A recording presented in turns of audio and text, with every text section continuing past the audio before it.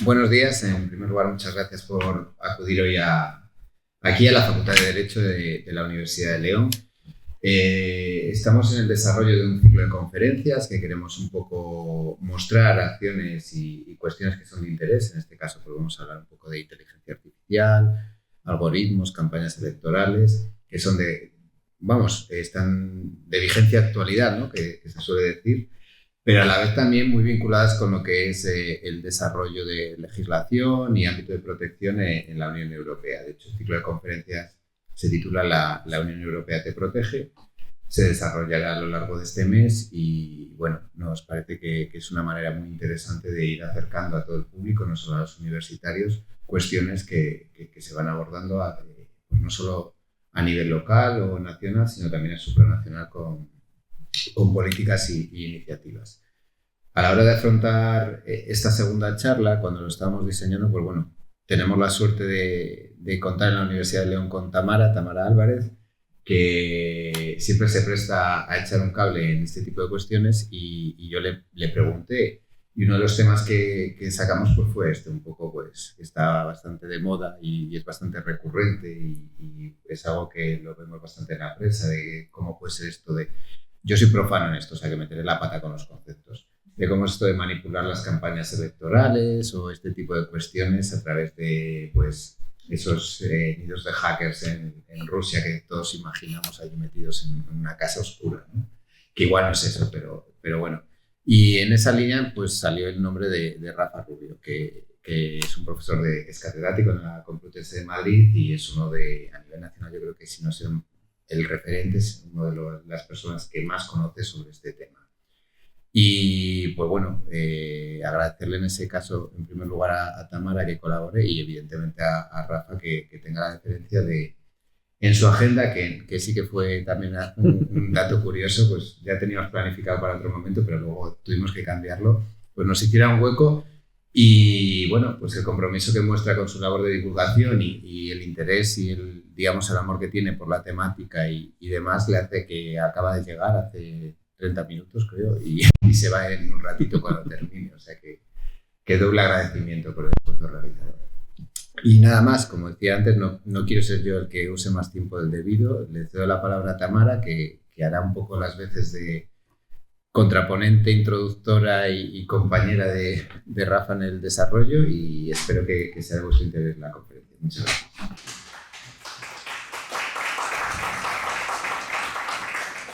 Buenos días a todas y a todos y muchas gracias por acompañarnos en estas jornadas, ¿no? Bajo el paraguas de este ciclo de conferencias de Europa te protege.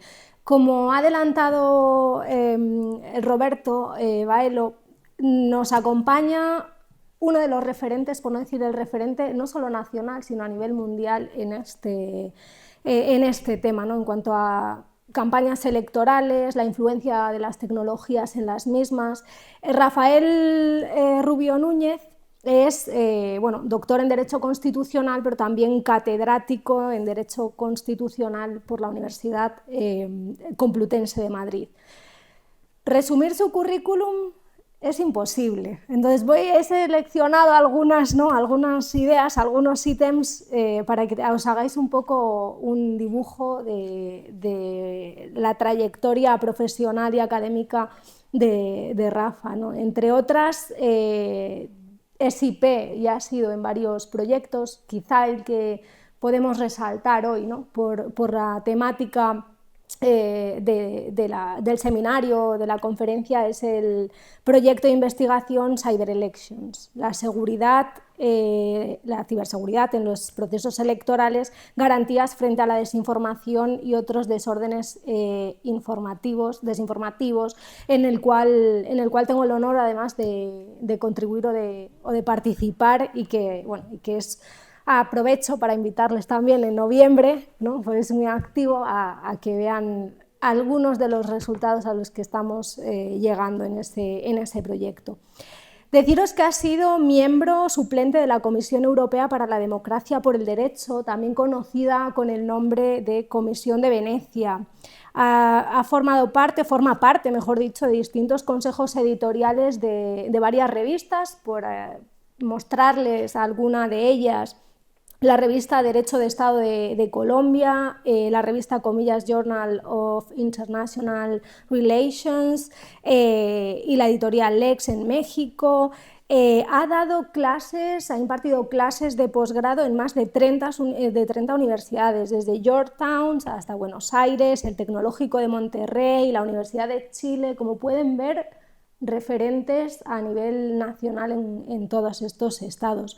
Ha sido investigador también en distintas universidades: Georgetown, Harvard, George Washington University o Dublin City University, por ejemplo. Las áreas de investigación.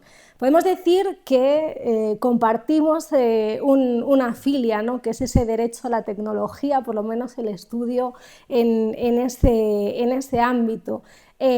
Como les decía, referente, ¿no?, por su trayectoria investigadora respecto de los grupos de presión, también conocidos como los lobbies, ¿no?, la transparencia, procesos de participación política, derecho parlamentario y electoral, son algunas de estas líneas de investigación.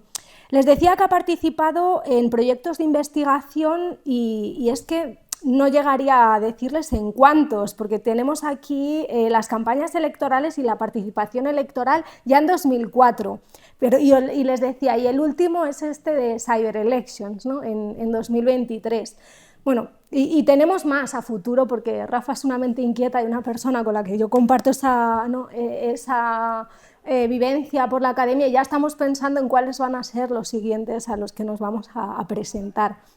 Autor de una infinidad de publicaciones, tanto monografías, entre las que podemos resaltar la administración consultiva como mecanismos de participación ciudadana en el Centro de Estudios Políticos y Constitucionales en 2020, los grupos de presión en 2003, o este libro que es un poco la base de la ponencia a la que nos va a dar hoy, ¿no?, que les invito a que lo lean, porque es magnífico, es de los mejores libros que he estado leyendo últimamente y que tiene que ver con la inteligencia artificial y campañas electorales algorítmicas, disfunciones informativas y amenazas sistémicas de la nueva comunicación política, publicado por el Centro de Estudios Políticos y Constitucionales recientemente. Además, tiene publicados más de 70 artículos y capítulos de libro. Por darles un ejemplo de los efectos de la posverdad en la democracia, en la revista de Derecho Político. Fue consejero de la Comisión de Transparencia y Participación en la Comunidad de Madrid. Tiene reconocimientos de distinta índole, entre ellos podemos señalar la Cruz Sencilla de la Orden de San Raimundo de Peñafort, concedida, como saben, a personalidades relevantes en el ámbito del estudio del derecho y de la administración de justicia. Ha sido colaborador con placa de orden miembro de la Real Academia de Jurisprudencia y Legislación, del Instituto de Derecho Parlamentario, en fin. Podríamos estar todo el día leyendo el currículum de Rafa y ya os digo yo que no terminaríamos en estas hora y media, 2 horas que tenemos. Con lo cual, te pido disculpas, Rafa, y abuso de la amistad y confianza que tenemos para traerte a este foro y para pedirte, ¿no?, que nos ilumines un poco, nos pongas un poco en perspectiva de estos retos a los que nos enfrentamos en las democracias, sobre todo occidentales, pero no únicamente, ¿no? Con este libro, como les decía, se puede aproximar uno a esos retos. Entonces, sin más, te agradezco que estés con nosotros, que nos pongas este tema en esta mañana, y lo dicho, muchas gracias por estar aquí. Pues muchísimas gracias, Roberto, Tamara, Esther, muchas gracias por la invitación, que siempre es un placer, y voy a intentar, ser bastante esquemático en la exposición para luego dejar algo de tiempo para que puedan intervenir, opinar, porque es un tema que después de publicar, porque he podido escribir unas cuantas más, 358 páginas, sigo sin tener nada claro, ¿no? Y confieso que este es como el primer contexto, lo primero que creo que nos sirve para ponerlo en contexto, ¿no? o sea, ¿en qué contexto se escribe esta obra o en qué contexto empezamos a pensar sobre la inteligencia artificial en las campañas electorales? En un contexto mixto en el que se produce, por un lado, un hype de la inteligencia artificial, en el que todo el mundo habla de inteligencia artificial y le proyecta o le atribuye posibilidades que a día de hoy no se concretan, por decirlo de alguna manera, o al menos no se utilizan de manera masiva, y en un contexto en el que en el ámbito de la relación entre la tecnología y la democracia hemos pasado de una fase, podríamos decir, utópica o eufórica en la que poníamos todas las esperanzas de redención de la democracia en la tecnología y los que lo pudimos vivir a finales de los 90, a principios de los 2000, donde todo era transparencia y participación, donde parecía que todas las carencias democráticas las íbamos a resolver a golpe de teclado, y que de repente alcanzaron su cumbre con la campaña de Barack Obama del año 2008 y la creación de la Alianza de Gobiernos Abiertos en el año 2010. En el año 2016 se viene abajo y pasamos de la utopía al apocalipsis, ¿no? Y de repente en el año 2016, después del Brexit, las elecciones norteamericanas presidenciales del año 2016, y a mí me gusta meterlo, aunque nunca los autores internacionales nunca lo dicen, pero el referéndum colombiano por la paz, que también fue, creo, un punto de inflexión, pues entramos todos en pánico y parece que la tecnología amenaza gravemente la democracia y que lo que antes nos iba a salvar ahora nos va a destruir, y además, como es tecnológico, en tiempo récord, ¿no? Entonces, pasamos a escuchar discursos o a escuchar reflexiones pues de tinte apocalíptico, y como digo, eso confluye con el hype de la inteligencia artificial y ya no sabemos dónde vamos a ir, por decirlo de alguna manera, porque la inteligencia artificial se acoge con un gran entusiasmo, pero por otro lado, cuando uno proyecta todas las oportunidades o todas las posibilidades que la inteligencia artificial tiene en el mundo de la política, pues de alguna manera puede acabar teniendo miedo, ¿no? Entonces, en ese contexto se escribe el libro y yo creo que nosotros hemos pecado de alarmistas en el sentido de que nos hemos centrado solo en una parte del uso de inteligencia artificial en las campañas, que es la parte de las amenazas, pero aunque se pueda hablar de cosas positivas, y ahora hablaremos de algunas, pero realmente nos hemos puesto a desarrollar o a prestarle más atención a las amenazas, y eso yo creo que es un fallo. Pero si no, el libro hubiera sido infumable, o sea, de número de páginas. Y la otra cosa que creo que es relevante y que tiene que ver con esto es que cuando vemos el libro nos damos cuenta de qué ejemplos tenemos, o sea, que la inteligencia artificial se está usando de una manera habitual en las campañas electorales, hay más de 150 ejemplos en el libro, pero no hay un uso realmente cambiante, que es de lo que nosotros tratábamos de hablar, o sea, no hay un antes y un después en las campañas electorales como consecuencia del uso de la inteligencia artificial, hay un uso, hasta ahora, por así decirlo, podríamos decir meramente instrumental. Solo encontramos un ejemplo donde esto empezaba a ser estructural y donde se había visto un cambio radical, que eran las elecciones de la India de mediados del año pasado. Y es verdad que ahora en Estados Unidos lo estamos empezando a ver de una forma mucho más estructural.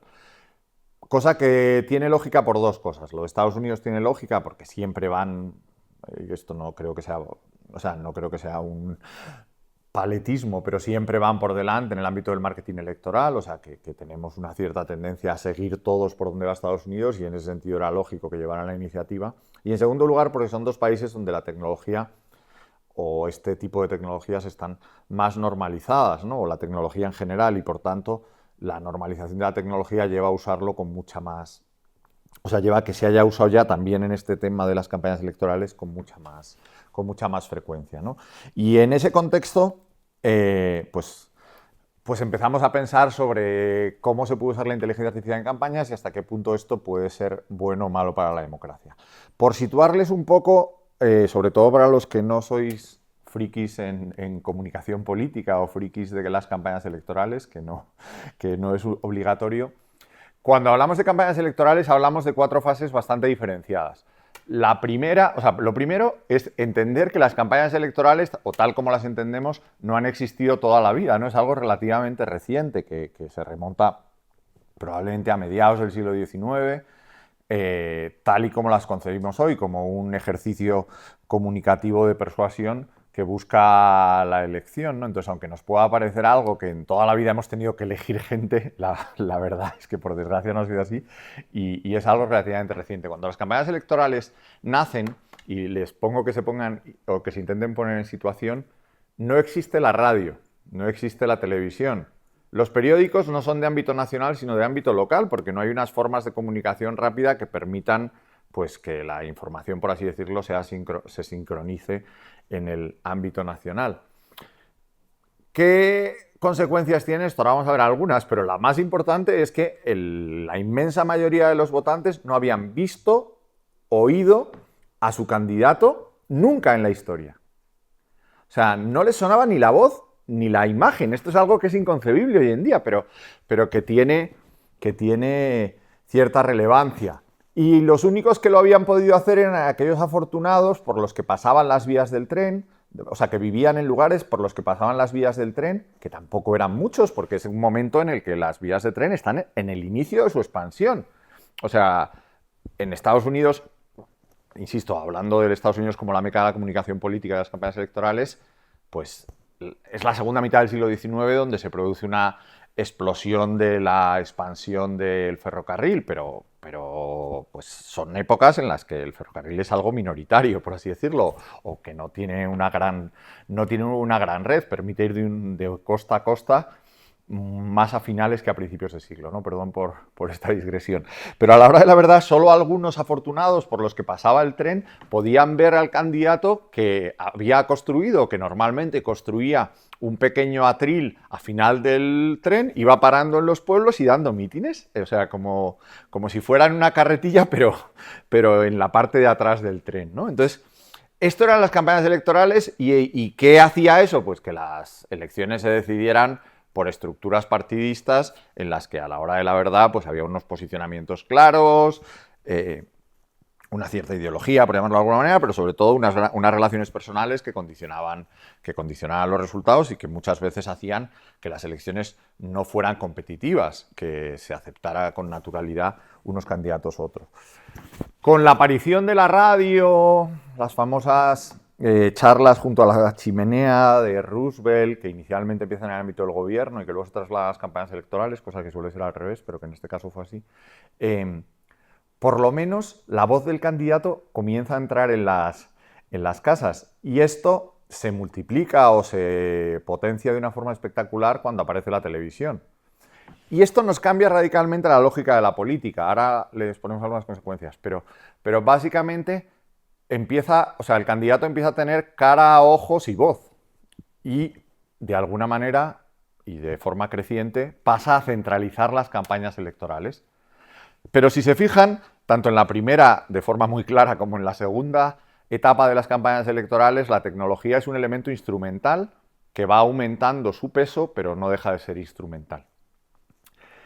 En los años 2000, dice Pippa Norris, yo prefiero hablar de los 80, pero bueno, en el fondo nos da igual, se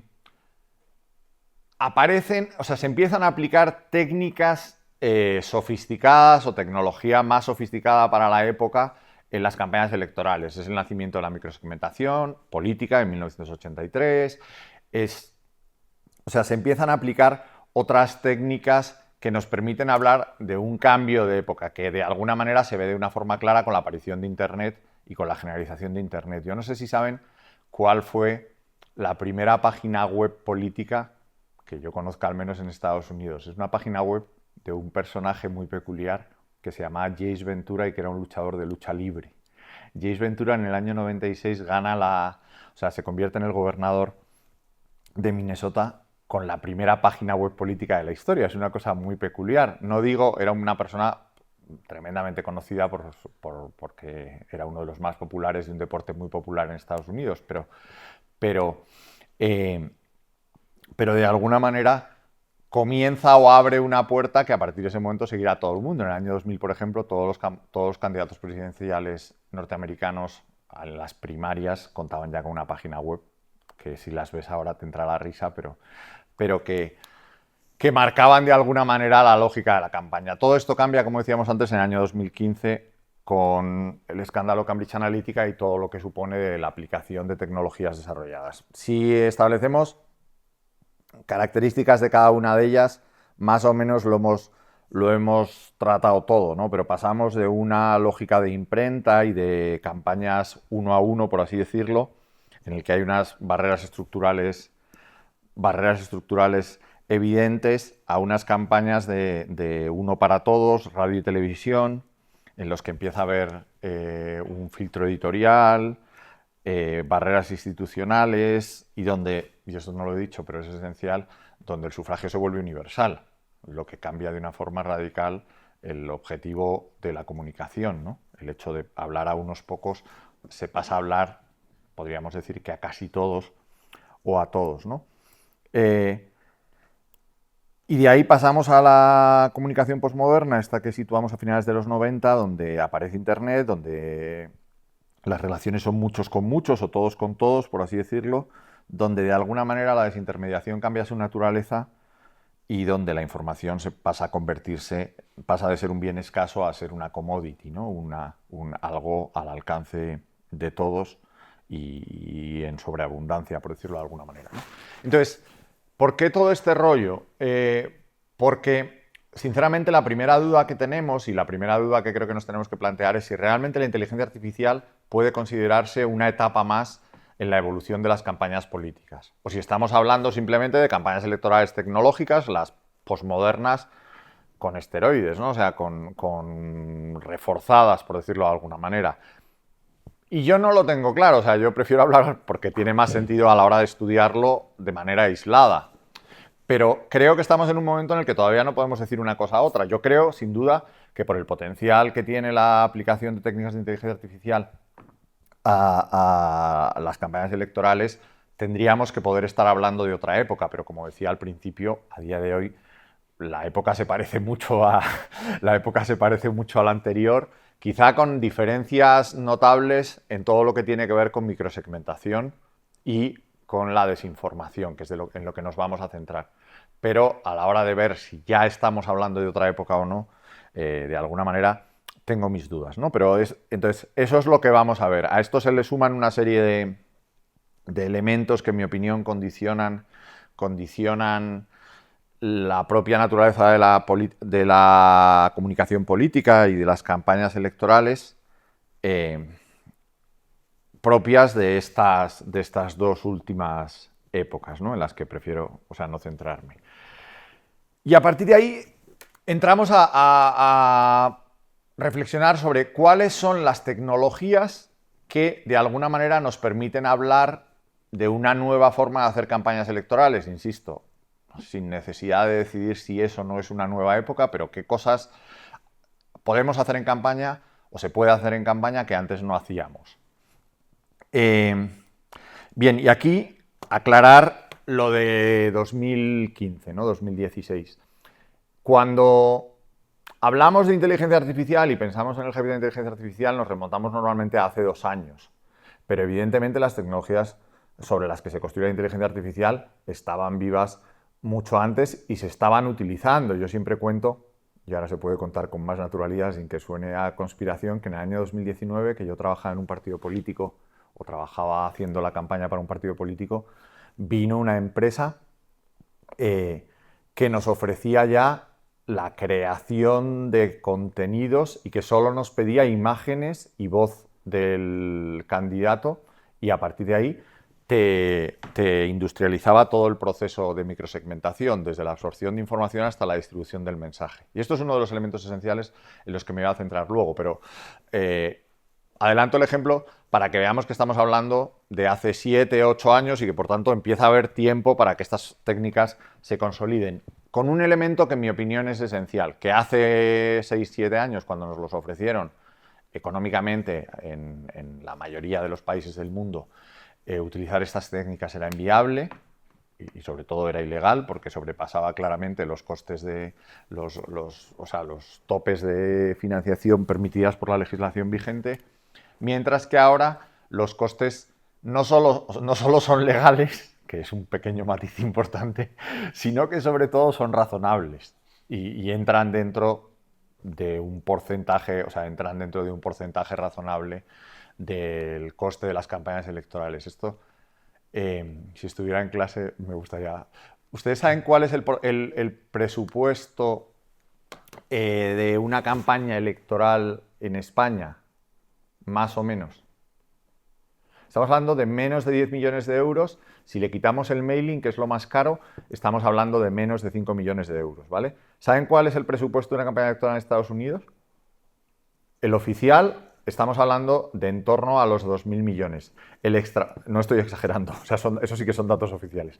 El extraoficial, después de la famosa sentencia de United Citizens, que permite las donaciones privadas y que no están sometidas a ese tipo de controles porque no son propiamente, o no son consideradas, perdón, no son consideradas propiamente donaciones electorales, ronda en torno a los 5.000 millones, o sea, de 5 a 5.000.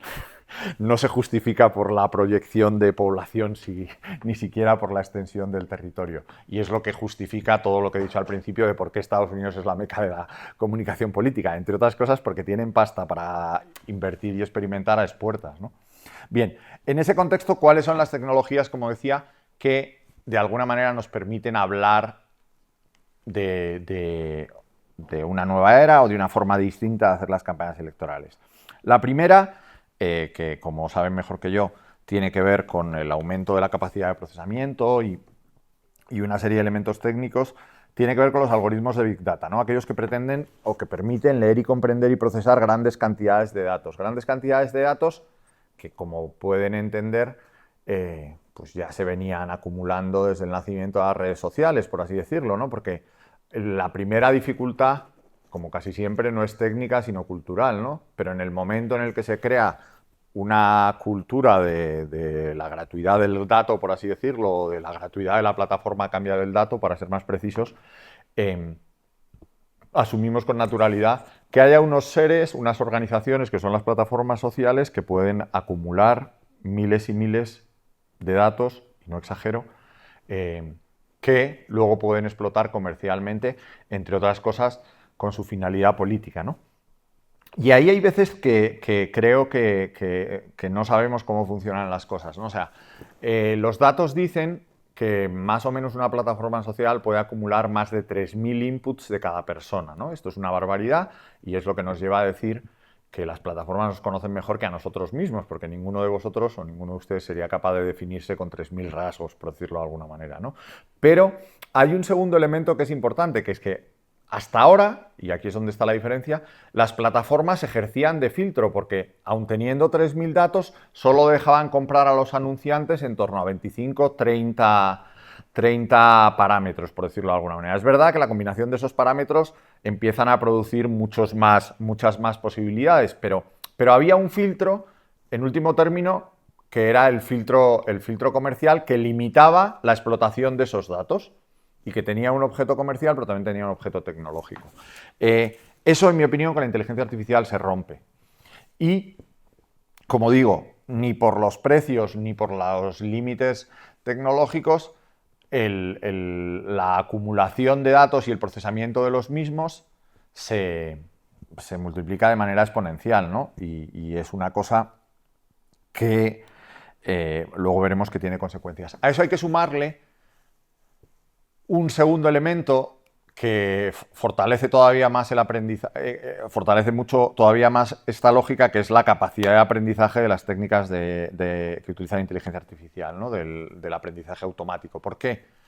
Porque hasta ahora las máquinas, por decirlo de alguna manera, acumulaban información y eran capaces de correlacionarla, que es ya un avance muy fuerte. Pero ahora pueden interactuar con los usuarios e ir aprendiendo de esa interacción e ir mejorando su perfilado, no solo con características objetivas, sino también con las reacciones que van generando cada una de las interacciones que van provocando. Entonces, pueden ver de una forma automática o automatizada qué tipo de contenidos que ya habían visto que funcionan mejor, a qué horas, y todo eso de una forma no solo automatizada, sino mucho más sistematizada de lo que se hacía normalmente en campañas electorales, donde incluso aquellos que vendían, que aplicaban este tipo de técnicas, utilizaban técnicas profundamente manuales, ¿no?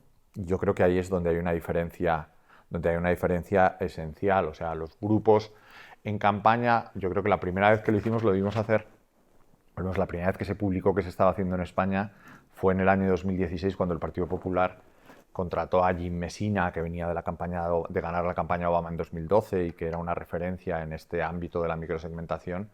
Y recuerdo perfectamente que trabajamos con 230 grupos. Claro, cuando proyectamos esto sobre la personalización, los números resultan ridículos, ¿no? Bien, el segundo tiene que ver, o sea, la segunda tecnología de inteligencia artificial que tiene que ver con esto, tiene que ver con los algoritmos de recomendación y personalización, que por un lado condicionan la visibilidad de los mensajes políticos, y esto es una fuente de desigualdad o puede ser una fuente de desigualdad importante y otorga un protagonismo esencial a las propias plataformas y en último término a la tecnología. Y por otro lado, permiten o como decía al principio, amplían el ciclo o cubren o automatizan todo el ciclo de microsegmentación. Hemos dicho ya cómo la recolección de información puede estar automatizada, su procesamiento también, y eso de alguna manera ya estaba automatizado. Pero ahora automatizamos la generación de contenido gracias a la inteligencia artificial generativa, que con unos inputs bastante pequeños, o sea que esto era hace casi 10 años y nos pedían, creo que eran 20 segundos de voz y 3 minutos de imágenes. Y luego, si les querías dar discursos escritos, te decían que podías acabar haciendo mensajes más propios. Pero ahora de la verdad, la inteligencia artificial generativa es capaz de generar mensajes automáticos para cada uno de esos perfiles que has creado previamente. Y por último, los puede distribuir también de manera automatizada. Entonces, en todo el proceso, desde la recolección de datos hasta la distribución del mensaje político, no es necesaria la intervención humana. Ni siquiera para definir los grupos, que era la labor propia del estratega en estas materias, ¿no? Entonces, esa microsegmentación, que como digo, deja de ser segmentación en mi opinión para convertirse en personalización, y esa capacidad de automatización del proceso entero, sí que marca, yo creo, y luego si quieren vemos un poco más, pero sí que marcan una diferencia entre la forma de hacer campañas hasta 2015 y después, ¿no? Por eso hablamos de la inteligencia artificial generativa como un elemento determinante y como consecuencia de la inteligencia artificial generativa reinventamos el papel de los bots, ¿no? O sea, yo no sé si se sitúan un poco en el mundo de los bots, hay todo tipo de clasificaciones, pero cuando antes de 2015 trabajábamos con bots o sufríamos los bots, había 3 tipos de bots, ¿no? Podríamos decir los de bote, que eran los que comprabas al por mayor y no tenían ni siquiera caracteres latinos, sino que usaban, o sea, comprabas al por mayor y lo único que te interesaba era el número, ¿no? Porque a la hora de la verdad era un momento donde tener seguidores pues era una especie de síntoma o símbolo de prestigio.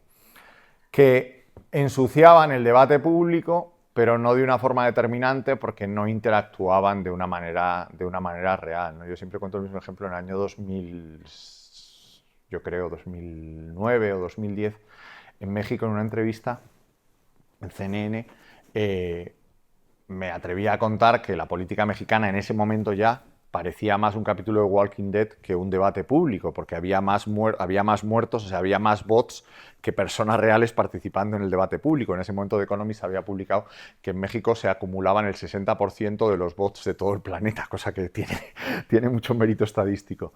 Bien, en ese segundo, según digo esto en la entrevista que era en directo, me empiezan a seguir 15.000 bots. Entonces, bueno, cierro la cuenta, hago un comentario gracioso, en plan, 1000 gracias por el regalo, nunca hubiera esperado tanto, y de repente me escriben por dentro y me dicen, joder, perdóname, pero es que me los han pagado de cine. Y le dije, oye, perdona, ¿cuánto te han pagado? Porque ya que podemos compartir beneficios.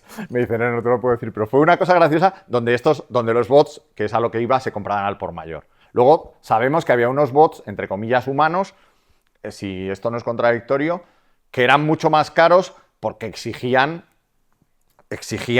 pues a personas, entre comillas, definiéndolos, perfilándolos, alimentándolos, y que parecía que tenían una mayor eficacia en la persuasión, pero evidentemente un límite claro. O sea, en esa época los que te vendían al menos te decían que más de 10 era inviable, ¿no? O sea, que cada persona podía encargarse 10, entonces pues multiplicabas los que comprabas por los sueldos que tenías que pagar y al final pues la participación era, o sea, la capacidad de distorsión del debate, en mi opinión, o sea, era pequeña. Otra cosa es que de todas formas se contaminara el debate, ¿no? Y luego había unos intermedios que eran los espejos, ¿no? Eran bots que se hacían, o sea, se creaban de manera aleatoria reproduciendo el comportamiento de perfiles similares, ¿no? Yo lo que quiero es que pues alguien parecido a y que vaya creando su comunidad y simplemente programabas y pues cada 3 tweets, o sea, estoy simplificando mogollón, pero cada 3 tweets de ese yo retuiteo uno y de alguna manera y pongo a 2 o 3, o sea, hago lo mismo con 2 o 3 perfiles y acabo teniendo un perfil que me responde al perfilado que quiero y que puede dirigirse a eso, ¿no? Todo esto ha cambiado de una manera radical. O sea, ya no, o sea, cualquiera de estos 3 elementos se ha quedado en nada, porque ahora tengo capacidad de definir inicialmente cuáles son los objetivos y la comunidad que debería buscar el bot, y a partir de ahí todo el proceso se automatiza. Desde, como digo, desde la búsqueda de comunidades similares hasta la creación de contenido y hasta la distribución de la misma, lo mismo que decíamos casi en la microsegmentación. De esta manera, y a un coste muy barato, acabamos contaminando el debate público y artificializándolo de una manera brutal, ¿no? Y lo estamos viendo en los últimos años, cómo está subiendo de una forma espectacular el porcentaje de contenido automatizado de Internet en general, ¿no? Además de un efecto de deshumanización de la esfera pública que es consecuencia de este proceso de automatización, ¿no? Creo que estoy yendo demasiado lento, perdonad. Acelero. Bueno, como decía, los usos de todas estas tecnologías pueden ser positivos o negativos. Positivos hay un montón, ¿no? O sea, doblaje automático inclusivo, ¿no? Pues hemos visto candidatos, por ejemplo, en Paraguay, que ha sido capaz de hablar en 14 dialectos distintos con un solo mensaje, que ni hablaba ni podía hablar, ¿no? Entonces, gracias a la inteligencia artificial y doblando su voz de manera automatizada y con el contenido de manera automatizada, pues ha conseguido hacer llegar su mensaje a lugares en los que un candidato político no es que no les hubiera hablado nunca, pero al menos nunca les había hablado en su propio idioma, ¿no? Entonces eso creo que tiene un recorrido.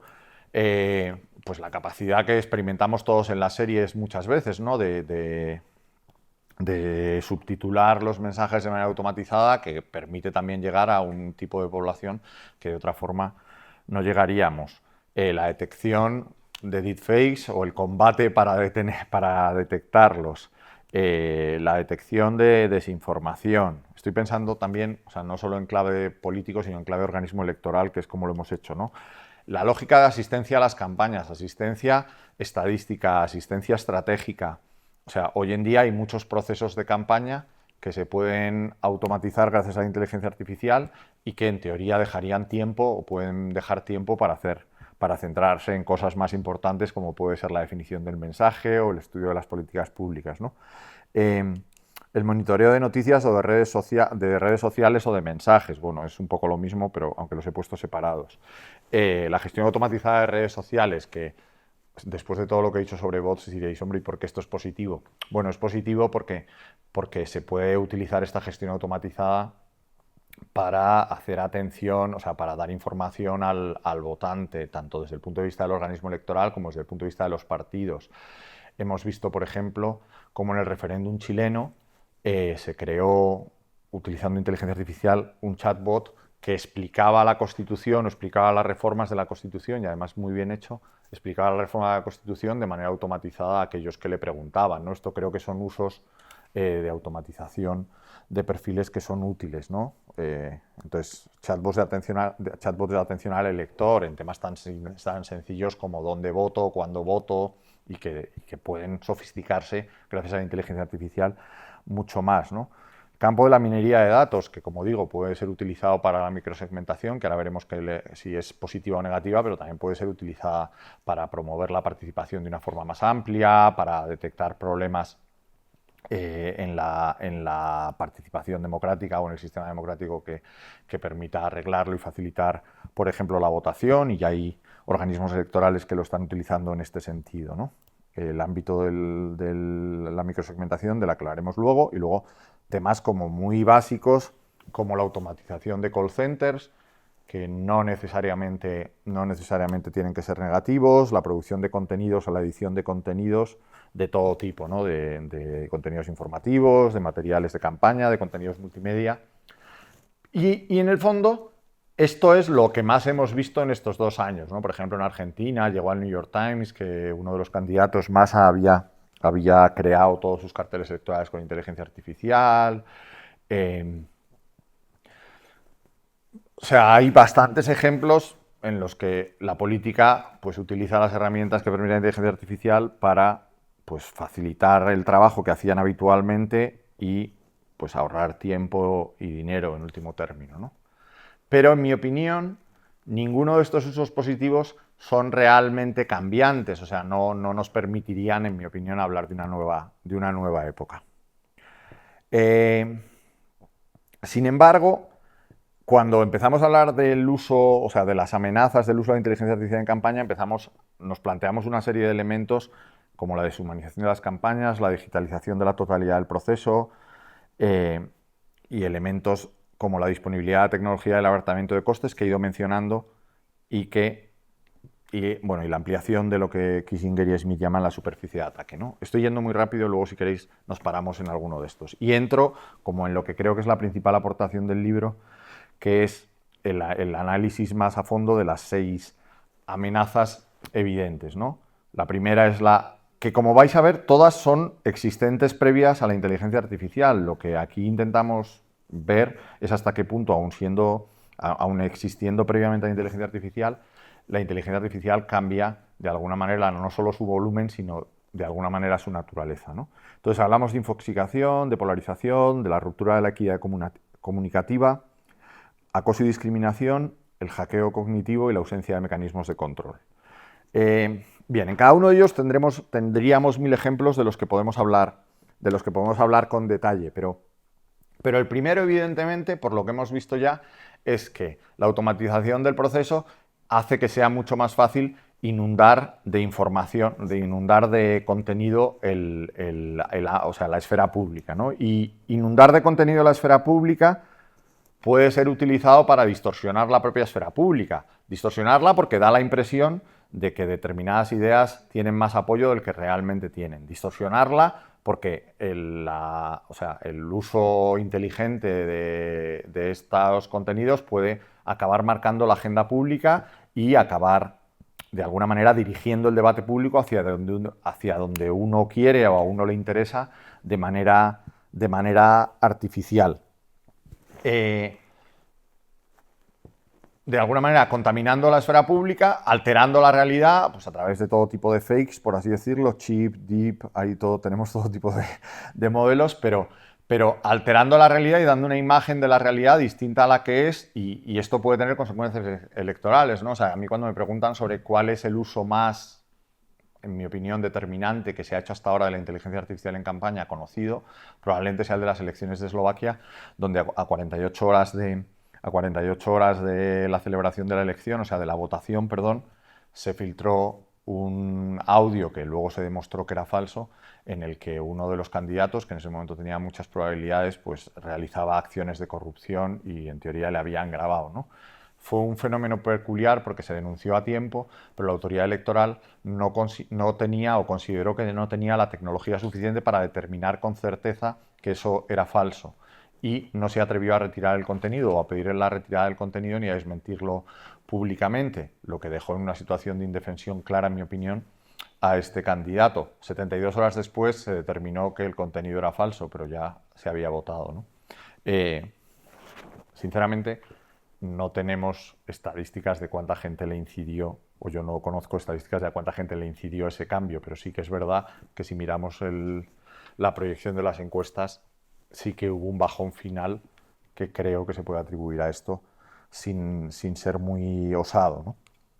Bien, y luego todo lo que tiene que ver con el inundar el debate o el inundar a las personas que participan en el debate de lo que ya hemos hablado, ¿no? De los bots spam, del astroturfing, o sea, de utilizaciones de creación de masa, por así decirlo, de masa crítica, no ya de información, sino de personas que bien articuladas, bien estructuradas, aunque todas sean automáticas, no sean personas reales, pues pueden dar esa imagen de respaldo o de rechazo a determinadas materias que en último término acaban incidiendo en la toma de decisiones de las personas y contaminando el debate electoral de una manera determinante, ¿no? Hasta el punto, como decía antes, que, en mi opinión, el debate, o sea, si en general el debate público cada vez está más automatizado, el debate público cada vez responde menos a la realidad, cada vez responde menos a la voluntad de las personas y responde más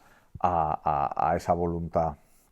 En segundo lugar, que también hemos visto ya algunas de sus consecuencias, sus efectos en la polarización, en la desestabilización y la incitación al conflicto, ¿no? Basta con tener en la cabeza Washington y Brasilia, donde para ver cómo es relativamente fácil generar determinados contextos, determinados estados de opinión que acaben llevando a la gente a tomar decisiones, ¿no?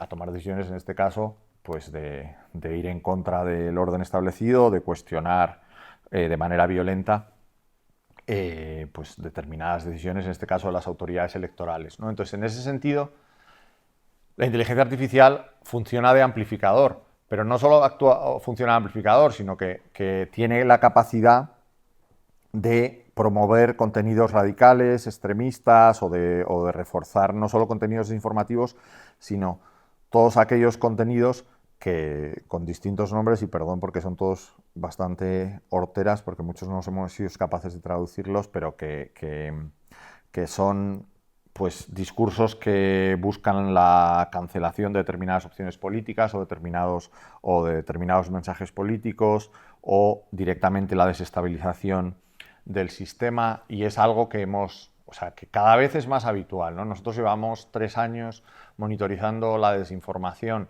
en procesos electorales en Latinoamérica y podríamos decir que hay 2 elementos comunes durante estos 3 años, ¿no? Cada vez los organismos electorales están más preocupados, cada vez saben menos qué hacer, cosa que es paradójica, pero es evidente que cada vez la amenaza es mayor, o sea, cada vez se detectan más formas y esta incitación al conflicto y desestabilización es un elemento esencial, ¿no? O sea, hay una tendencia general que puede ser causada por el populismo de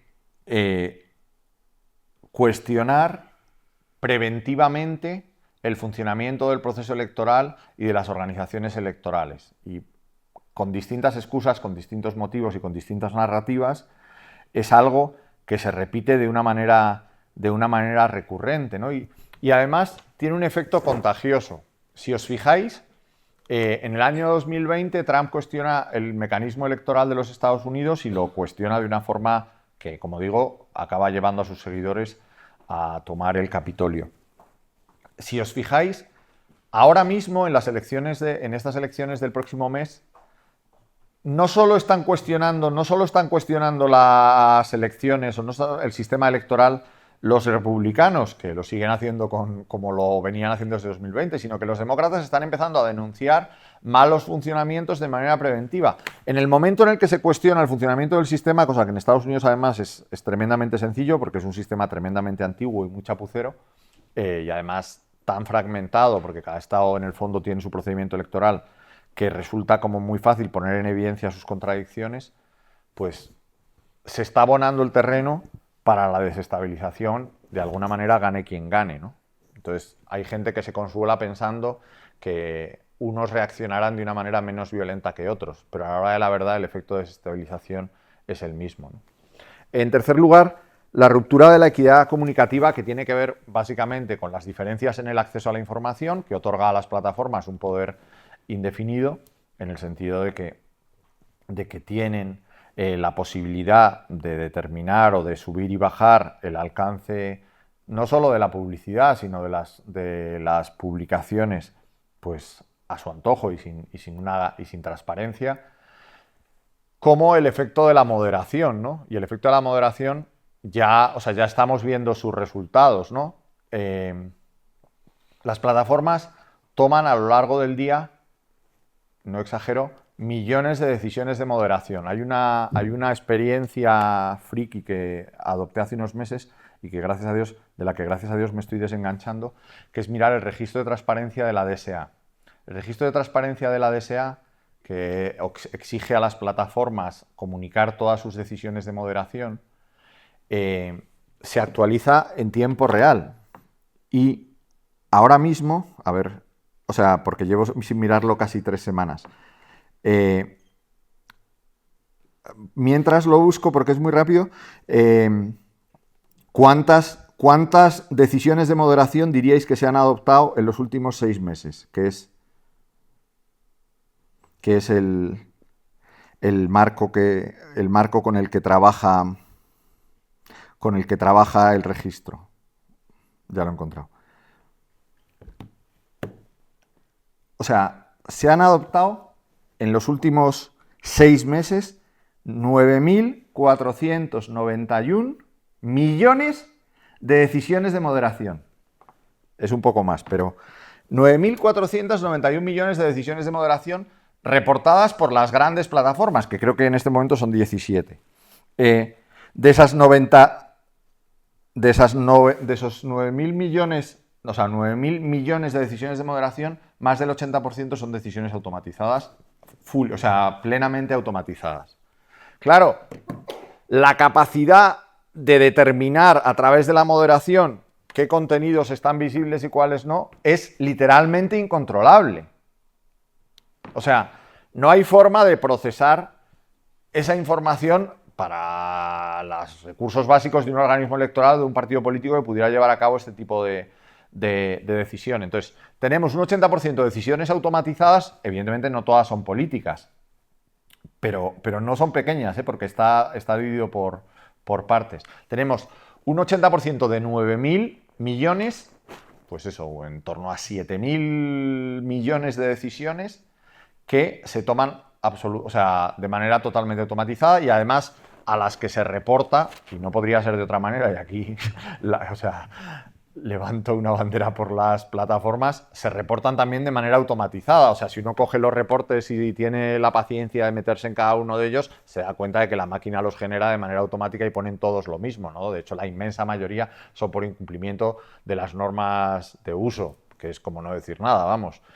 Y es como no decir nada, insisto, porque sería imposible que una plataforma tuviera capacidad de justificar cada una de esas decisiones con más profundidad. Pero eso, en último término, tiene un efecto de indefensión del usuario que es muy grande, porque el usuario dice, no, es que pues te he baneado este contenido, te he baneado este perfil porque no cumple las condiciones de uso de la plataforma. Vete tú a saber cuál y cómo, ¿no? O sea, Pero, en último término, que es a lo que voy, esto genera o puede generar unas rupturas de la equidad comunicativa, que es un elemento esencial. O sea, el principio de equidad es un elemento esencial en general en el debate público, pero específicamente en las campañas electorales, y que hemos tratado de articular siempre pensando en el dinero, en que no haya unas disfunciones de dinero para unos y para otros, pero que ahora tenemos que plantear en otra dimensión, y en otra dimensión tremendamente peligrosa, ¿no? Porque genera unas disfunciones brutales. Ahora estamos haciendo en la Comisión de Venecia, a la que no pertenezco, pero de la que sigo trabajando como experto, estamos haciendo un informe de adaptación del código electoral a la aplicación de la tecnología. Y una de las cosas que proponíamos era la aplicación del principio de equidad en las plataformas digitales. Y los miembros norteamericanos han saltado como si les estuviéramos mentando a su madre. O sea, ha sido muy gracioso como en cuanto hemos empezado a circular diciendo, pero nos estamos metiendo en un terreno donde no nos podemos meter. ¿Cómo vamos a exigir equidad comunicativa en las redes sociales?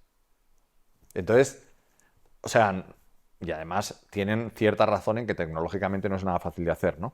Pero creo que sí que hay unas formas de hacerlo, de intentar hacerlo, que al menos garanticen una cierta equidad. Pero lo que digo es que afectan como a un elemento central de las campañas electorales, que es su carácter competitivo. Entonces, en un carácter competitivo puedes exigir la equidad de base, puedes exigir que las condiciones de partida sean las mismas, pero claro, cuando intentas establecer la igualdad en los resultados, o sea, desde el punto de vista de cuánto se publica o cuánto se ve, pues puedes empezar a tener problemas, ¿no?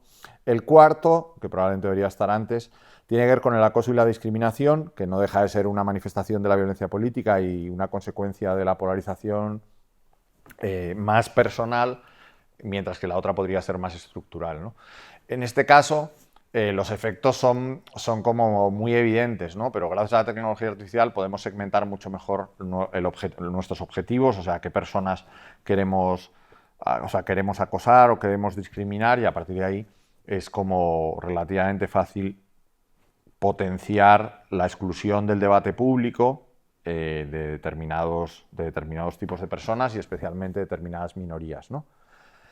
En cuarto lugar, que en mi opinión es el gran tema y que lo hemos llamado hackeo cognitivo de una forma un poco pretenciosa quizá, pero tiene que ver con la microsegmentación de la que ya hemos hablado bastante, ¿no? O sea, a la hora de la verdad, aquí yo creo que sí que hay un cambio esencial en la forma de hacer campañas, ¿no? Y que hace que si la microsegmentación no deja de ser una parte pequeña de una campaña electoral que convivía con muchas otras, para que se hagan una idea, el porcentaje de las campañas digitales en España, que es lo que he trabajado, nunca sobrepasaba el 20% del total el presupuesto de campañas digitales nunca superaba el 20% del total del presupuesto.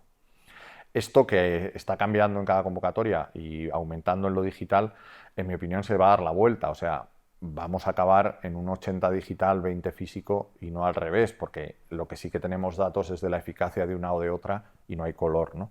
Entonces, eso cuando lo trasladamos al proceso de microsegmentación que ya he descrito previamente, con la capacidad de acumulación de información sobre las personas, la capacidad de generar los mensajes de manera automatizada y la capacidad de distribuírselos en el momento justo y al perfil justo, cambia de una forma brutal la naturaleza persuasiva de las campañas. Pero no solo cambia la naturaleza persuasiva de las campañas, sino que algunos decimos o dicen que puede condicionar la libertad del voto, que es un elemento esencial del propio voto, al tener cierta capacidad de condicionar la autonomía de la voluntad del votante. Ese condicionamiento de autonomía de la voluntad del votante a través de estímulos externos que parten de un conocimiento muy profundo de la persona, del votante, en todas sus características, en mi opinión, acaba cuestionando de una manera determinante un elemento esencial de las elecciones, que es la libertad del voto, ¿no? Y por eso, en mi opinión, este es el elemento más determinante. Aquí siempre podríamos decir, y de momento lo que decimos es, realmente no sabemos cuánto pesa o qué capacidad tenemos de alterar la autonomía de la voluntad a base de estímulos externos, porque evidentemente la toma de decisiones, el voto, es una toma de decisión compleja a la que le afectan muchos otros elementos más allá de los estímulos externos. Pero lo que sí que sabemos es que cada vez hay más gente que decide su voto al final, en las últimas 72 horas, y esto se ve simplemente en los postelectorales del CIS, no hace falta. Y que cada vez hay más gente que cambia su voto. O sea, el voto histórico y consolidado, que era muy habitual, pues se ha convertido en una excepción. Y ahora lo normal o lo habitual es que la gente, sobre todo a partir de determinada edad, modifique su voto. Si juntamos las dos cosas, sí que creo que podemos hablar de una cierta incidencia que, como digo, probablemente no condicione la libertad, pero sí que no determine la libertad, pero creo que sí que puede condicionarla. Esto nos llevaría a otro charco mucho más profundo, que es si se condiciona la libertad del votante, ¿por qué no se condiciona la libertad del consumidor? Y esto ya nos mete en otro mundo, ¿no? De momento, la legislación europea, con la aprobación del reglamento de publicidad electoral segmentada, parece ir en la línea de restringir al máximo su utilización. O sea, que sí que reconoce un cierto peligro o una cierta amenaza. La realidad es que no tenemos ni puñetera idea, porque como se aprobó tan tarde no se ha llegado a aplicar. Entonces, en las elecciones europeas, que era para cuando estaba pensado que pudiéramos ver esto en funcionamiento, aunque la ley estaba aprobada, aunque el reglamento estaba aprobado, se probó en una parte mínima de su contenido. Y por último, y ahora sí que acabo, perdón, porque me he enrollado más de la cuenta, la ausencia de mecanismos de control, ¿no? Si os hacéis una idea del número de decisiones de los que estábamos hablando previamente, que en cada país, pues evidentemente es mucho más pequeño, pero simplemente de la cantidad de decisiones que las plataformas adoptan durante el periodo electoral, que si no son miles de millones, pero sí que pueden ser millones, podríamos decir con cierto fundamento que hoy en día el verdadero juez electoral son los jueces de las plataformas, que a su vez son jueces automatizados. No sé si me explico. Hoy en día las decisiones, o sea, hay una serie de decisiones que afectan al proceso electoral y a la libertad de expresión y al propio contexto del proceso electoral, que no son adoptadas por autoridades electorales ni por organismos electorales, sino que son adoptadas directamente y normalmente de manera automatizada por las plataformas. Añadiendo otro elemento, que es que son adoptadas por las plataformas no en función de la legislación nacional vigente o la legislación electoral vigente, sino en función de su propia legislación o de sus propias normas que no tienen carácter de legislación. Y muchas veces, como hemos visto en Brasil, pero vimos en Dominicana o vimos en Panamá, en contra de la voluntad de la propia autoridad electoral, que esto tiene todavía más gracia, ¿no? Desobedeciendo expresamente la voluntad de la autoridad electoral porque no la reconocen como autoridad propia y, por tanto, consideran que no están sometidos ni siquiera en lo electoral a la legislación vigente, ¿no? Esto hace que las campañas electorales, al menos todo lo que está digitalizado en las campañas electorales, a día de hoy, siga siendo un poco territorio sin ley. Porque yo siempre digo que donde más se nota esto, o sea, que donde lo hemos visto con datos, es en Meta, porque es la plataforma, aunque parezca paradójico, más abierta a la colaboración con las autoridades electorales. Y hemos visto que aun colaborando, desobedecen de manera sistemática. Pero lo que es flipante es el resto de las plataformas, que es que ni colaboran. Entonces pasan, o sea, se van de rositas porque nadie tiene datos, por así decirlo, de incumplimiento, porque es que las propias autoridades electorales ni les pueden pedir que les obedezcan, no sé si me explico, porque no se han establecido relaciones formales. Entonces, los datos que tenemos, en mi opinión, son la punta del iceberg y son muy negativos, pero imaginaros todo lo que hay debajo de gente, o sea, de plataformas con las que ni siquiera hay relación. Y cuando ha habido relación, porque ha habido algunas autoridades electorales que por su volumen y por su, no sé cómo decirlo, por la severidad de sus planteamientos han conseguido forzar esta relación, los resultados no son muy esperanzadores. Os pongo el ejemplo de TikTok. Cuando trabajamos para Brasil, cuando trabajamos para la autoridad electoral brasileña, que ahora se ha hecho famosa por cerrar X, claro, la posibilidad de cerrar plataformas cambia de alguna manera la actitud de las plataformas frente al país, especialmente cuando tienes 200 millones de potenciales clientes, ¿no? Pero cuando empezábamos o sea, creamos un protocolo de cooperación y les podíamos mandar contenidos que considerábamos que eran lesivos para el proceso electoral siempre que hubiera sido adoptada la decisión por los magistrados. O sea, no era una decisión administrativa, sino que era una decisión jurisdiccional. Cuando les mandábamos las decisiones del contenido a bajar, TikTok tardaba menos de 2 segundos en bajarlas. O sea, era imposible que se hubiera leído la resolución. De hecho, llegó un momento que nos empezó a hacer tanta gracia que empezamos a mandarle decisiones de otras plataformas a ver si también las bajaban, porque como buenos chinos habían decidido que por encima de todo lo demás estaba... Entonces, claro, o sea, yo me quejo de que no hacen caso, pero también me quejo de que hagan excesivo caso, porque ni siquiera tienen unos filtros suficientes propios para tratar de ver si lo que les estás diciendo es verdad, lo que te abriría otra, o sea, otra beta en esto que tiene que ver con los mecanismos de control, ¿no? Entonces, en último término, o sea, y ya con esto sí que acabo, estamos hablando de 6 amenazas que de alguna manera hemos dicho que todas podían existir antes de la inteligencia artificial, pero que con la inteligencia artificial, en mi opinión, cambian su naturaleza o cambian su categoría y la conjunción de todas ellas hace que podamos hablar probablemente con precisión o con cierto fundamento de una nueva etapa de las campañas electorales, ¿no? Y a partir de ahí, ¿cómo se da respuesta a esto? Pues me parece que será objeto o debería ser objeto de otra sesión, pero simplemente para ajustarnos un poco a la temática, no a la temática, sino al nombre del ciclo de conferencias, la Unión Europea, o sea, ha tomado algunas medidas vinculadas, como ya he dicho, a la microsegmentación, vinculadas al reglamento de inteligencia artificial que se aplican a las elecciones como amenazas de alto riesgo y por tanto se les ha aplicado el nivel máximo de protección, y otra serie de medidas que también afectan al uso de inteligencia artificial en campañas, que estarían incluidas básicamente en la DSA y en el Plan de Acción para la Democracia, no el de Pedro Sánchez, sino el de la Unión Europea, ¿no? Entonces, sí que hay un paquete de medidas trabajadas desde hace 2 años y medio, que, aunque no afronten directamente el problema del uso de la inteligencia artificial en las campañas, sí que son aplicables, en mi opinión, de manera directa y sin duda al uso, entre comillas, pues al mal uso de la inteligencia artificial en campañas electorales. Y para que les suene solo y para que lo vean, el otro modelo de respuesta, que es el norteamericano y el brasileño, lo que está haciendo es entender que las elecciones son un momento de especial sensibilidad o de especial importancia para la vida democrática y afrontar de manera directa, lo que no hace del todo la Unión Europea, afrontar de manera directa este problema. A día de hoy creo que hay 7 estados, o sea, creo, porque no sé si son 6 o 7, pero 7 estados norteamericanos que han prohibido el uso de deepfakes de audio y básicamente de robocalls automatizados por inteligencia artificial, porque tuvieron un caso en las primarias muy sonado, que en el estado de Delaware se clonó la voz de Joe Biden animando a los demócratas a no ir a votar, y a partir de ese momento muchos estados, bueno, muchos y uno de ellos California, o sea que en proporciones bastante grande el número, han prohibido el uso de ese tipo de llamadas y ese tipo de tecnologías.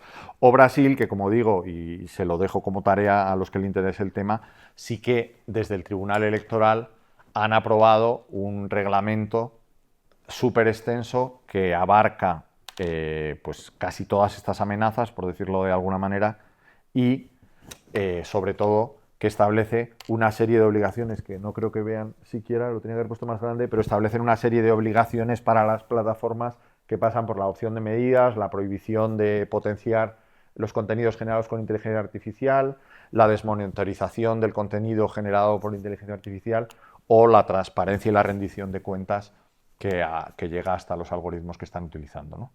Bueno, creo que he abusado suficientemente de su tiempo y he prometido dejar algo de tiempo para sus intervenciones, así que muchísimas gracias por la atención y quedo a la orden.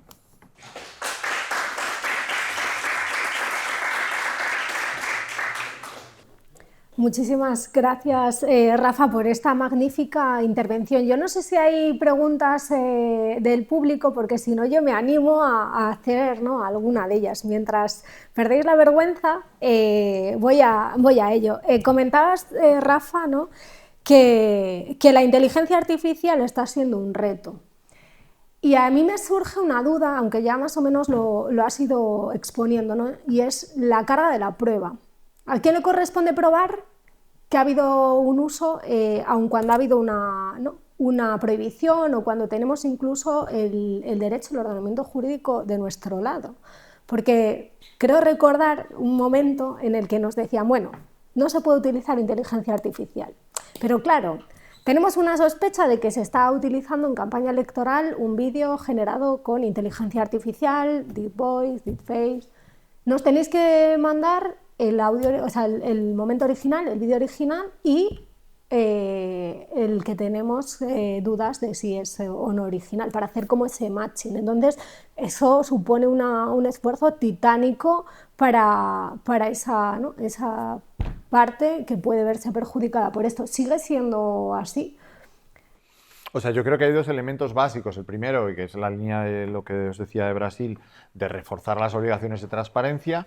Entonces, de alguna manera, ya si nadie, o sea, si los que han utilizado la inteligencia artificial pues de manera nociva, por decirlo de alguna manera, no han cumplido esas obligaciones de transparencia, tienes una mayor capacidad de perseguir o de remover ese contenido. Entonces, yo creo que las obligaciones de transparencia refuerzan, por así decirlo, la prohibición de utilizar inteligencia artificial, porque la prohibición de utilizar inteligencia artificial, en mi opinión, es absurda. O sea, tú no puedes... Es como prohibir usar el teléfono en campaña electoral, no sé si me explico. O sea, puedes prohibir determinados usos y al prohibir determinados usos necesitas utilizar otros mecanismos indirectos que de alguna manera lleguen al cumplimiento del mismo objetivo, pero yo no creo... Hay algunas legislaciones que están planteándose la prohibición del uso de inteligencia artificial generativa en campaña, ¿no? Pero claro, a la hora de la verdad, bueno, es una decisión que a lo mejor a estas alturas tiene sentido, pero creo que no es sostenible en el tiempo. ¿Y por qué digo que a estas alturas tiene sentido? Y es la segunda parte de la respuesta. Porque en el fondo, el gran problema que tenemos a día de hoy, como he puesto el ejemplo de Eslovaquia, tiene que ver con la capacidad de los organismos que están llamados a velar por la integridad de los procesos electorales de tomar decisiones en esta materia, porque ni tienen recursos técnicos, ni tienen personal especializado, ni en el fondo tienen competencias reales para resolver estos problemas, más allá del genérico, o sea, de la genérica capacidad o responsabilidad sobre la integridad de los procesos. Entonces, esto acaba generando situaciones esperpénticas. ¿Por qué? Porque, y esto no es una crítica, pero a la hora de la verdad los resultados son muy criticables, porque los organismos electorales van desnudos a tratar de poner o de dar una respuesta a problemas tremendamente complejos, ¿no? Yo pude vivir en primera persona la famosa cancelación, no sé si se dice, el cierre de las cuentas de WhatsApp de los partidos de todos los partidos políticos en el año 2016. Bueno, de todos no. De Podemos, el PP, Ciudadanos, yo creo. Y no sé si... Bueno, no sé, da igual. Creo, o sea, cerraron 4, 1 primero y 3 después. Cuando se recurre a la Junta Electoral Central, que se han cerrado esas cuentas de WhatsApp, que en ese momento se habían convertido en muy importantes. O sea, algunas de esas cuentas tenían más de 80.000 seguidores, que lo que te da una capacidad de tiro en una campaña bastante potente, porque suele ser gente movilizada y con capacidad de redistribución, ¿no? Entonces, cuando mandamos cerrar esto, o sea, cuando pedimos a la Junta Electoral Central que tome una decisión, lo primero que te dicen es, mire, yo es que no tengo ninguna capacidad de saber qué es WhatsApp, quién me lo ha cerrado. Entonces, lo primero que hacen es escribir a Facebook, que les dice que WhatsApp, que qué es eso, que a ellos no les suena, ¿no? Que esto es de otra compañía, les dicen. Entonces, lo primero que hace Facebook España es decirle que eso es de otra compañía y que esa compañía tiene sede en Irlanda. Entonces acuden a WhatsApp, que tiene sede en Irlanda, y WhatsApp Irlanda les dice, no, mire, perdone, pero es que esto no tiene nada que ver con nosotros, es un tema de Estados Unidos. El hecho es que acabamos en una situación psicodélica con un tío que literalmente tenía los pies encima de la mesa en California y que preguntaba realmente que dónde estaba eso de España. O sea, que de qué le estábamos hablando, de unas cuentas de WhatsApp. O sea, y la Junta Electoral Central acaba haciendo un papel en el que dice, mira, me ha superado el asunto, o sea, no puedo tomar ninguna decisión, cuando realmente, además, ahí ya por curiosidad, estudiamos cuánta desinformación había transcurrido el sábado, ¿no? Entonces, en la jornada de reflexión circuló muchísima desinformación y los partidos estaban absolutamente indefensos, porque una de las grandes herramientas que más habían cultivado durante los últimos 3 meses para tener una base de datos suficiente que les permitiera distribuir información y también contrarrestar desinformación, había sido cerrada por la única voluntad de un señor que tenía los pies encima de la mesa en California, ¿no? Entonces, claro, la sensación de indefensión para un tema que creo que afecta de una manera importante a la libertad de expresión es enorme. Y si esa sensación la tienen los partidos, imaginaros la sensación de la Junta Electoral Central, que se pasa 4 días persiguiendo a un fantasma sin obtener ninguna respuesta. Entonces, cuando uno lee realmente las resoluciones de la Junta Electoral sobre temas tecnológicos, la sensación final es de pena, es de decir, oiga, mire, yo no puedo. O sea, no puedo porque no tengo recursos, no puedo porque no tengo competencias, no puedo porque no tengo capacidad. Entonces, la respuesta a todo esto es, ¿a quién le corresponde la prueba? En último término, entiendo que a las autoridades o a los denunciantes, pero para eso necesitamos cambiar de una forma importante el papel y las capacidades que tienen. Vale, no hay más preguntas en el público. Vale, pues sigo entonces. Ya es que tengo muchas dudas siempre, ¿no? Entonces, estamos en un momento electoral por antonomasia, porque has expuesto, ¿no?, Estados Unidos, uno de los ejemplos, no solo en los procesos democráticos, sino también en relación con las tecnologías. Estamos en un momento donde la geopolítica está cobrando una importancia como nunca antes, ¿no? La influencia, por lo tanto, de estos actores en las propias campañas electorales. Y decíamos o planteábamos que en muchos casos las propias normativas centran, o creo, igual estoy errada, centran mucho en lo que ocurre a nivel, la autoría a nivel nacional, en el propio partido político, en la propia ciudadanía, y sin embargo las influencias, en muchos casos, Cambridge Analytica, en el caso del no referéndum de Cataluña, son exteriores. Claro, o sea, aquí lo que me planteo son muchas dudas, porque ¿cómo actuamos frente a esto? Un poco la Unión Europea nos está intentando proteger en este sentido, pero en las propias campañas electorales, la Junta Electoral Central, como apuntabas anteriormente, ¿tiene capacidad de respuesta a esta situación cuando ni siquiera el autor puede tener una autoría jurídica, en el mejor de los casos, técnica? O sea, aquí hay un problema serio en el sentido de que hay algunos estados que han convertido esto en en parte de su estructura y han decidido que una forma importante de mejorar su posición o de ser más fuertes en el escenario internacional es debilitando, desestabilizando a otros estados. Muchas veces sin ni siquiera buscar un trato de favor por parte de los nuevos gobernantes. Esto es una cosa que se ve bastante bien, por ejemplo, en las elecciones francesas del año 2017, que luego se publicaron bastantes informaciones sobre la injerencia rusa. Una de las cosas más graciosas, en mi opinión, es que Rusia no estaba a gusto con ninguno de los candidatos. Entonces decidió, hay un momento dado en el que no sé de dónde sale la información, pero que básicamente es, bueno, cuanto peor mejor, pero nos da igual quién gane, pero eso sí, que el que gane esté tan acusado de ilegitimidad, por llamarlo de alguna manera, o tenga tan cuestionada su legitimidad, que esté mucho más débil en el escenario internacional, ¿no? Entonces es lo que deciden.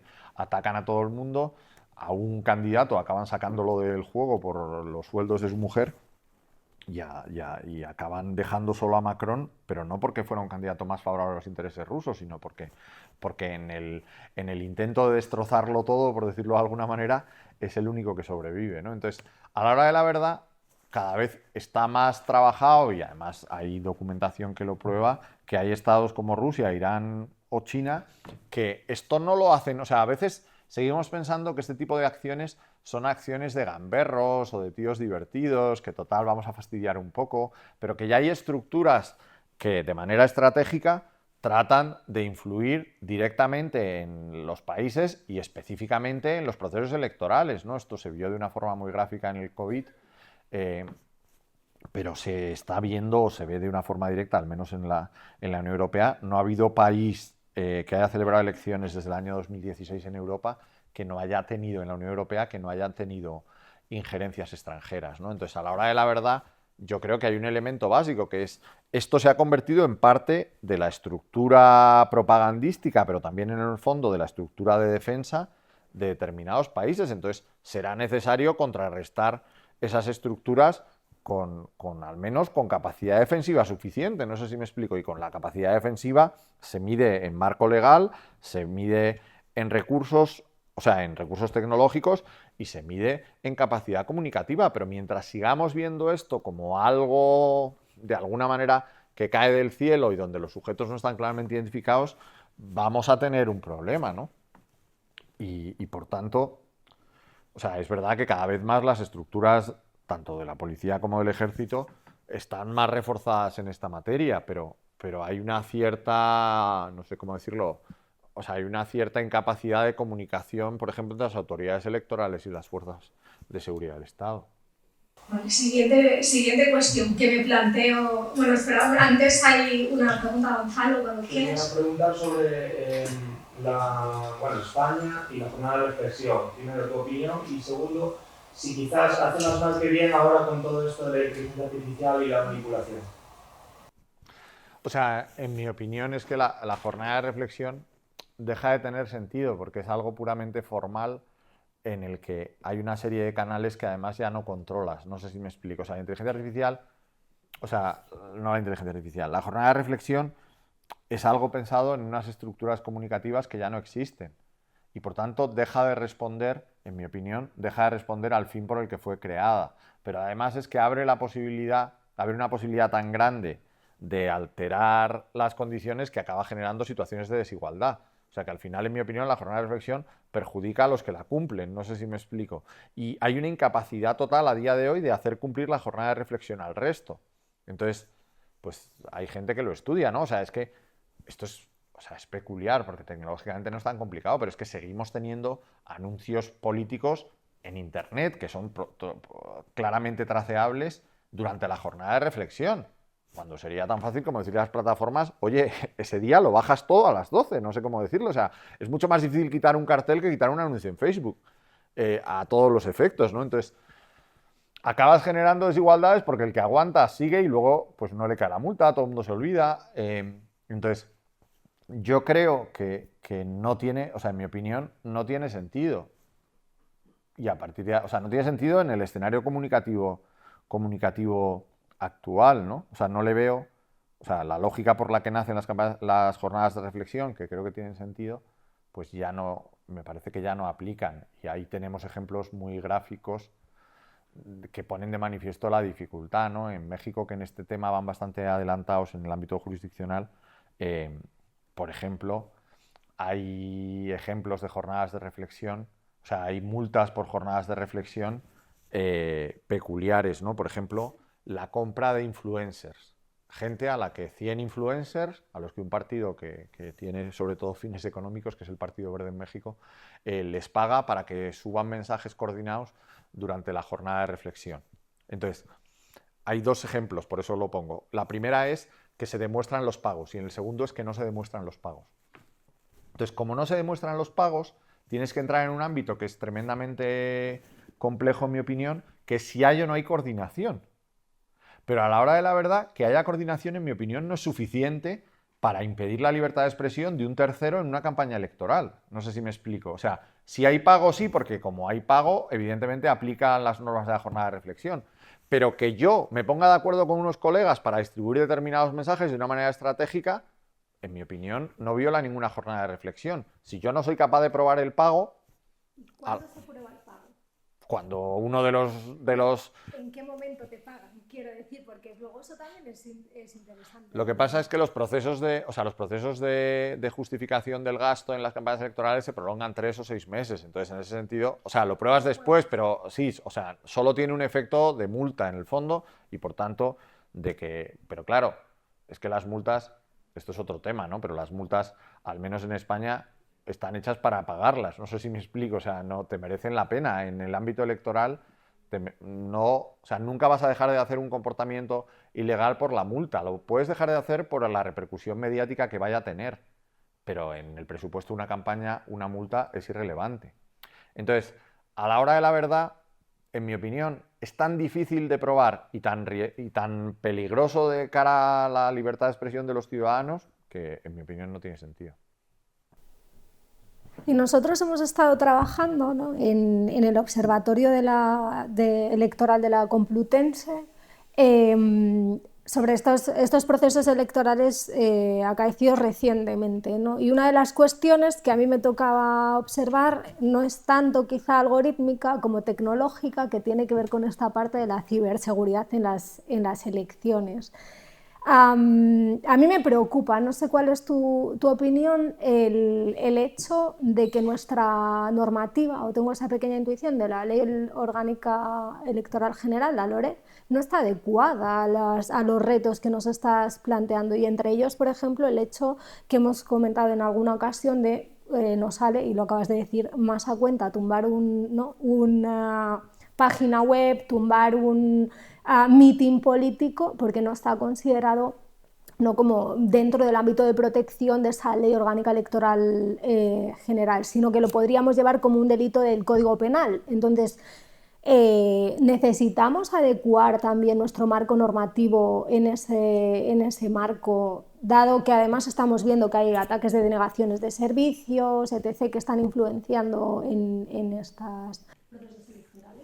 Sí, o sea, yo creo que el tema es entender que esos ataques tienen carácter electoral, que es lo que a día de hoy no se considera. O sea, parece que son ataques que ocurren en las elecciones por casualidad, por decirlo de alguna manera, porque entonces vincular ese tipo de acciones al electoral no es tan difícil, porque ya tenemos ejemplos en otros lugares del mundo donde se ve de una forma muy clara que se ha utilizado la tecnología o ese tipo de ataques para perjudicar el proceso. Lo hemos visto, y esto es una cosa interesante para estudiar, la distinta reacción frente a la filtración de los documentos del Partido Demócrata en su momento y los de la campaña de Trump ahora, ¿no?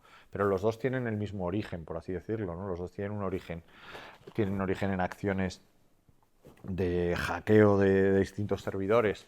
Pero a la hora de la verdad, si eso no se considera materia electoral, como tú bien dices, entran dentro de otra bolsa que ni por tiempos ni por consideración estratégica pues reciben la respuesta adecuada, ¿no? Entonces, en el momento en el que vemos que atacar con ataques de negación de servicios que nos pueden dar risa, pero a 15 webs, aunque no tengan contenido electoral, si lo haces el día de las elecciones, lo que estás buscando es sembrar el camino para deslegitimar el funcionamiento de las instituciones durante el proceso electoral y la debilidad del propio sistema de votación, pues, y del Ministerio del Interior en último término, pues ya estás generando, o sea, hay una relación, en mi opinión, absolutamente directa y que hace que la fecha no sea una casualidad y que le da a esos ataques un carácter especialmente estratégico y, por tanto, o sea, que tienen que ser especialmente protegidos, ¿no? Entonces, a veces nos hemos quedado con esto que recomienda la famosa Convención de Budapest de declarar este tipo de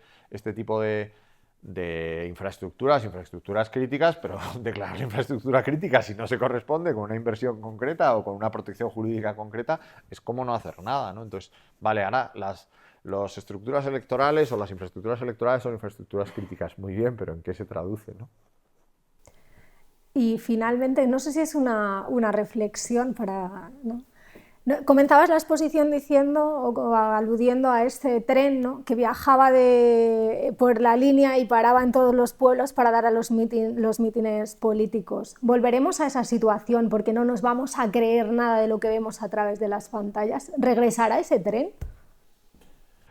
Pues no lo sé, pero si regresa va a ser más difícil poner en la parte de atrás un tenderete, ¿no? Pero, o sea, creo que esto es algo que está pasando en todas partes, ¿no? O sea, que yo ahora tratábamos de poner de manifiesto las consecuencias directas, pero creo que las indirectas o las de fondo son mucho más graves, ¿no? O sea, que muchas veces hemos visto cómo pues eso, los deepfakes o la desinformación no tiene un efecto determinante a corto plazo, no tiene un efecto directo determinante, pero sin embargo sí que se está generando de una forma muy clara esa imposibilidad de creerte nada, ¿no? Yo siempre lo explico, o sea, que la reacción por defecto frente a las imágenes era de credibilidad, ¿no? Y por eso decíamos eso de que una imagen vale más que 1000 palabras y todo esto.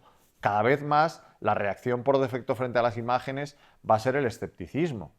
Y eso acaba condicionando, y por eso digo que es un efecto indirecto, pero acaba condicionando de una manera determinante el propio debate público, porque, o sea, la democracia, en cuanto que es un sistema que se levanta sobre la opinión pública, necesita de unas bases de confianza social.